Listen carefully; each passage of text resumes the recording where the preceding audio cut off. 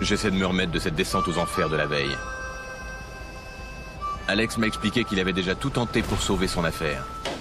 Le nouveau chef Alexander vous garantit un repas exceptionnel et une soirée inoubliable. La lanterne, pour tous ceux qui ne se contentent que du meilleur. Putain. Pour tous ceux qui ne se contentent que du meilleur. Sa cuisine est un bordel innommable et infect. Une cuisine italienne classique et exquise. Quelle arnaque, ça fout les boules. J'ai peur qu'il faille bien plus qu'une pub radio pour convaincre les gens de revenir. Quand t'as nettoyé ton frigo? La semaine dernière. C'est quoi ça? On l'a fini samedi soir. D'où Jésus? Tout ça me choque. J'oserais même pas le servir à mon cochon. Aldona devait le jeter. Alex enfreint les règles d'hygiène les plus élémentaires. Tout doit être impeccable, que tu prépares un sandwich ou des tortellini aux chèvres. Nickel, capiche? Cuisinière et sol doivent être nettoyés après chaque service. Les excédents de nourriture doivent être systématiquement conservés dans des boîtes hermétiques, rigoureusement étiquetées. Oh non, c'est pas possible. Qui a fourré ses doigts là-dedans? Je balance toutes ces cochonneries. Trop c'est trop, tu comprends? Ouais. Putain.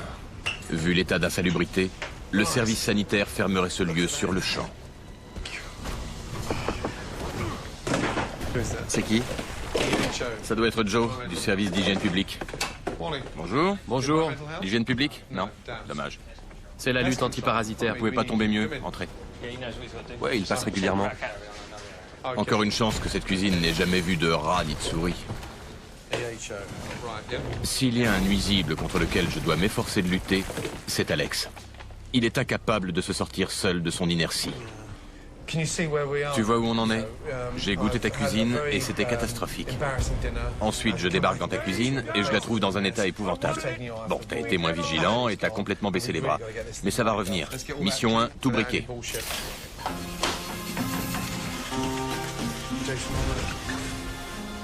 Une fois que ce sera propre, je pourrai me concentrer sur le cœur du problème. Les compétences culinaires d'Alex. J'ai découvert ici une imitation inadmissible de la merde italienne des années 70. Quand tu entres dans une cuisine et que tu aperçois un flacon de jus de citron industriel, tu comprends tout de suite que tu as affaire à un gars qui en a rien à foutre. Je sais pas par où commencer. Ce que j'aimerais, c'est te redonner le goût des aliments frais, te montrer ce qu'est réellement l'identité de la gastronomie italienne. Déjà, comprends bien que cette cuisine, c'est tout sauf du congelé qu'on réchauffe sous le robinet. C'est exactement le contraire de ce qu'on fait ici. Je lui fais préparer un truc simple pour voir comment il s'en sort.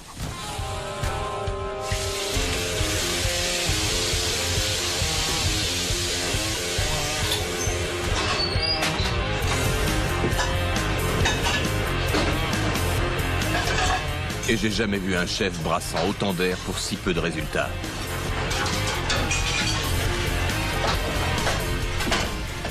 Bon sang, ça m'énerve. Ce mec déborde d'énergie, il est incapable de la canaliser correctement. Il s'agite à droite à gauche, tout ça pour préparer n'importe quoi, n'importe comment. Ça me fout les glandes.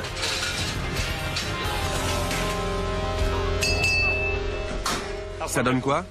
Avec une moyenne de seulement 5 menus par jour, Alex est tellement stressé qu'il bâcle ses plats comme si sa vie dépendait tout à coup du chronomètre. Je comprends maintenant pourquoi sa nourriture est congelée. Parce que c'est un feignant. Au lieu de se tenir prêt à satisfaire ses clients, c'est bien joli, monsieur préfère jouer. Mais j'ai rien vu d'italien chez toi. Rien n'est préparé avec soin. Je suis venu voir si ton affaire avait des chances de s'en sortir. Je peux te dire que t'es pas du tout sur le bon chemin. On a du boulot, mon ami. C'est la première fois qu'il doit s'efforcer de cuisiner correctement et il n'y arrive pas. Il rame complètement, il perd un temps précieux. C'est quoi ensuite? En tout cas, pas deux choses en même temps. Elle a demandé des crevettes géantes.